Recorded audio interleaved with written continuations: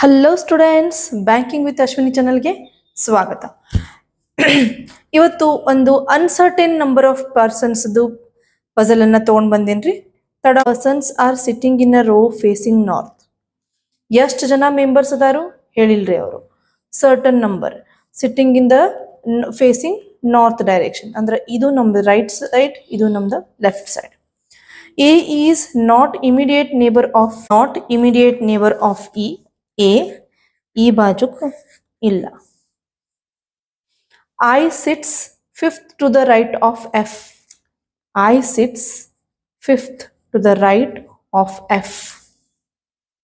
3 persons sit between F and C.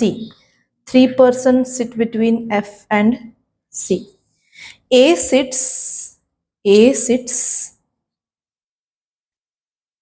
fifth to the left of C. Only one person sit between F and E. Only one person sit between F and E. G sits third to the right of E. G sits third to the right of E.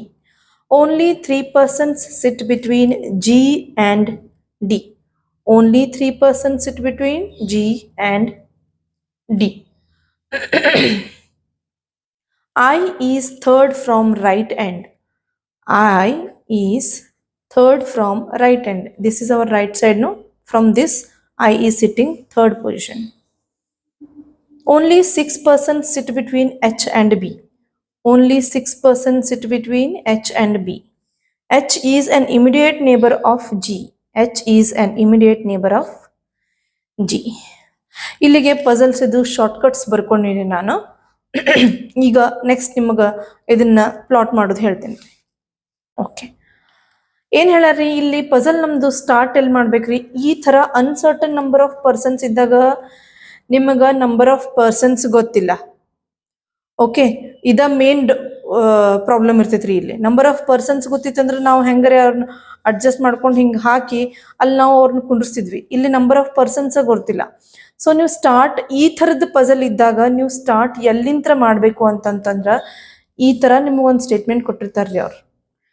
Right ಎಂಡಿಂದ third ಅಥವಾ left ಎಂಡಿಂದ ಯಾವುದೋ ಒಂದು position ಅಥವಾ ಇವ ಸೆಂಟರ್ನಾಗ ಕುಂತಾನು ಅನ್ನೋ ಹಂಗ 3 type of conditions ನಿಮಗೆ ಕೊಟ್ಟಿರ್ತಾನ್ರಿ.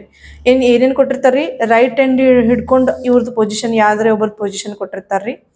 ಇಲ್ಲ left hand ಹಿಡ್ಕೊಂಡು ಯಾರ್ದಾರೆ ಒಬ್ಬರದ್ದು ಪೊಸಿಷನ್ ಕೊಟ್ಟಿರ್ತಾರೆ, ಲೆಫ್ಟ್ ಸೈಡ್ ಹಿಡ್ಕೊಂಡ. ಇಲ್ಲ ರೈಟ್ ಸೈಡ್ ಹಿಡ್ಕೊಂಡು ಯಾರ್ದಾರೆ ಪೊಸಿಷನ್ ಕೊಟ್ಟಿರ್ತಾರು. ಇಲ್ಲ ಇವ್ರ ನಡ್ಬರ್ಕ್ ಕುಂತಾರು. ಈ ತರ ಏನಾರೆ ಹೇಳಿರ್ತಾರ್ರಿ ಅವ್ರು, ಪಜಲ್ನಾಗನೇ ಹೇಳಿರ್ತಾರ್ರಿ. ಸೊ ನಾವು ಸ್ಟಾರ್ಟ್ ಆ ತರ ಏನ್ ಕೊಟ್ಟಿರ್ತಾರಲ್ರಿ ಅದು ನಮ್ದು X factor of starting this puzzle ರೀ. ಓಕೆ, ಈಗ ನಮಗ ಅವ್ರು ಏನ್ ಹೇಳ್ಯಾರ್ರಿ? ರೈಟ್ ಸೈಡ್ ಇಂತ್ರ ಆಯ್ ಕುಂತಾನು ಅಂತ ಹಿಂಗೆ ಹೇಳ್ಯಾರ್ರಿ. ಸೊ ರೈಟ್ ಸೈಡ್ ಇಂತ್ರ ನಾನು third position I ಕುಂತಾನ್ರಿ.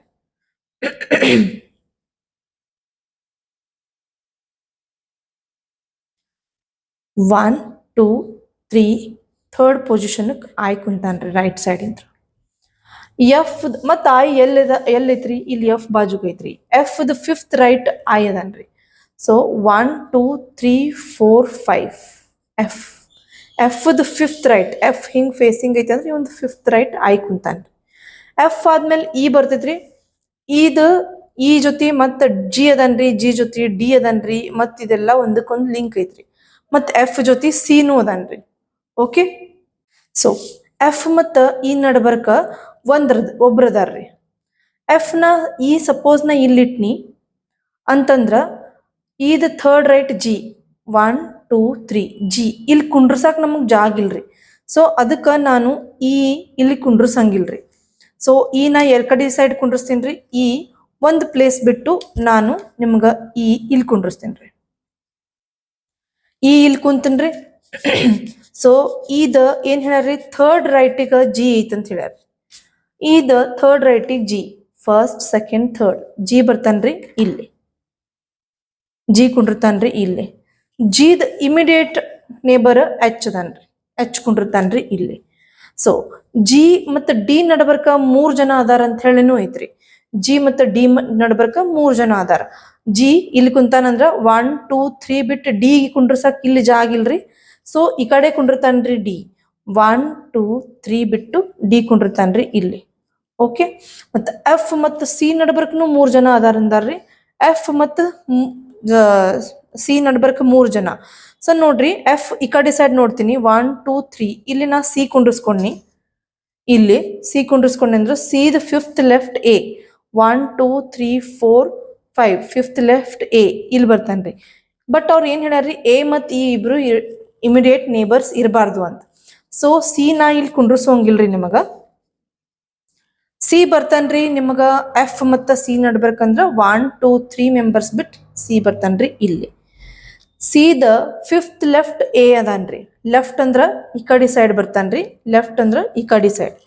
Sid fifth left 1 2 3 4 5 fifth left ನಿಮ್ದ ಎ ಬರ್ತಾನ್ರಿ ಸಿದ್. ಮತ್ತೇನು ಹೇಳ್ಯಾರಿ ಅವ್ರ, ಎಚ್ ಮತ್ತು ಬಿ ನಡ್ಬರ್ಕ 6 ಮೆಂಬರ್ಸ್ ಅಂತ ಹೇಳ್ಯಾರಿ. ಎಚ್ ಎಲ್ಲದಾರ್ರಿ, ನಮ್ಗೆ ಎಚ್ ಇಲ್ಲದಾರ್ರಿ. ಈ ಕಡೆ ಸೈಡ್ ಅಂತೂ ಬಿ ಕುಂಡ್ರಸಕ್ ಜಾಗ ಇಲ್ರಿ 6 ಮೆಂಬರ್ಸ್ ಆಗಾನ. ಯಾಕಂದ್ರೆ ಸ್ಟಾರ್ಟನ್ನು ನಮ್ದು ಹಿಂಗಿಂತ್ರ ಆಗಿರ್ತೈತಿ, ಲಾಸ್ಟಿಗೆ ಥರ್ಡ್ ಇದನ್ನ ಲಾಸ್ಟ್ ಪರ್ಸನ್ ರೀ. ಸೊ ಎಚ್ ಇಂತ್ರ ನಿಮ್ದು 6 ಮೆಂಬರ್ಸ್ ಬಿಟ್ಟು ಬಿ ಅದಾನ್ರಿ. 1 2 3 4 5 6 ಮೆಂಬರ್ಸ್ ಬಿಟ್ಟು ಬರ್ತಾನ್ರಿ ಬಿ ನಿಮ್ಗೆ ಇಲ್ಲಿ. ಮತ್ತು ಎಲ್ಲ ಕಂಡೀಷನ್ಸು ನಿಮ್ಮ ಆಲ್ಮೋಸ್ಟ್ ಸ್ಯಾಟಿಸ್ಫೈ ಆಗ್ಯಾವ್ರಿ.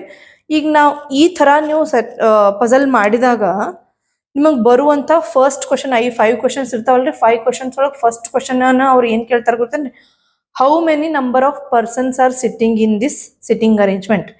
ಎಷ್ಟು ಜನ ಅದಾರಿ, how many persons.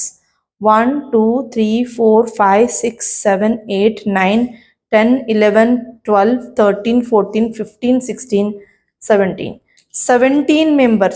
17 members are sitting in this puzzle. ಒಂದು ಪಜಲನ್ನ ನೀವು ಕರೆಕ್ಟಂಗೆ ಸಾಲ್ವ್ ಮಾಡಿದಂದ್ರೆ 5 ಮಾರ್ಕ್ಸ್ ಬರ್ತಾವ್ರಿ. ಈ 5 ಮಾರ್ಕ್ಸನ್ನ ನೀವು 5 ಮಾರ್ಕ್ಸ್ ಬರ್ತಾವೆ ಒಂದು ಪಜಲಿಗೆ 5 ಮಾರ್ಕ್ಸ್. ಈ 5 ಮಾರ್ಕ್ಸ್ ಅಂದ್ರೆ ನೀವು ಮ್ಯಾಕ್ಸಿಮಮ್ 2 to 3 ಮಿನಿಟ್ಸ್ ಒಳಗೆ ಗಳಿಸ್ಕೋಬೇಕ್ರಿ. ಈ ಥರ ಪಜಲ್ಸ್ಗಳು ಭಾಳಷ್ಟು ಪ್ರಾಕ್ಟೀಸ್ ಮಾಡ್ಕೊತ ಈ ಚಾನಲನ್ನು ಫಾಲೋ ಮಾಡ್ಕೊತಿರ್ರಿ. ಈ ಥರ ನೀವು 2 to 3 ಮಿನಿಟ್ಸ್ ಒಳಗೆ, ಅದಕ್ಕಿಂತ ಇನ್ಫ್ಯಾಕ್ಟ್ ಒಂದೊಂದು ಪಜಲ್ ಅಂತೂ ನೆವರ್ ಸ್ಕಿಪ್ ಪಜಲ್ ಅಥವಾ circular puzzle, square base puzzle ಅಂತೂ ಒಂದೊಂದು ಪಜಲ್ ಅಂತೂ 1.5 ಮಿನಿಟ್ಸ್ ಒಳಗೂ ಸಾಲ್ವ್ ಆಗ್ತಿರ್ತಾವ್ರಿ. ಅವಕ್ಕೂ 5 to 6 ಮಾರ್ಕ್ಸ್ನ 4 to 5 ಮಾರ್ಕ್ಸ್ ಇರ್ತಾವ ಅವಕ್ಕೆ ಮೇ ಬಿ. ಸೊ ಈ ಥರ ನೀವು ಪಜಲನ್ನು ಸಾಲ್ವ್ ಮಾಡ್ಕೊರಿ.